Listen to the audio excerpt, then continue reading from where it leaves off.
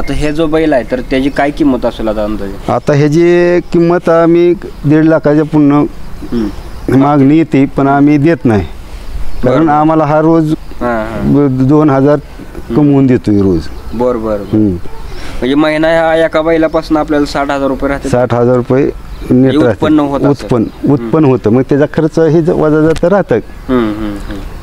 आता हा जो तुम्ही हे करताय तर त्यामध्ये तुम्ही शेतकऱ्यांना काय म्हणजे सांगाल माहिती अजून? शेतकऱ्याला कसं आहे, ह्या वळूची पैदास म्हणजे हे जे 6-7 महिने किंवा 10 महिने 1 वर्षाच्या आत त्याचे जी खोंड असेल चांगल्या पद्धतीचा तरी ती 25-30-40 हजारापर्यंत विकला जातो वर्षाच्या आत. आणि कालवडीला तर आता एवढी मागणी आहे देशी खिलारला. ही कोरोना संपल्यापासून देशी खिलार गायीसाठी एवढी मागणी आहे.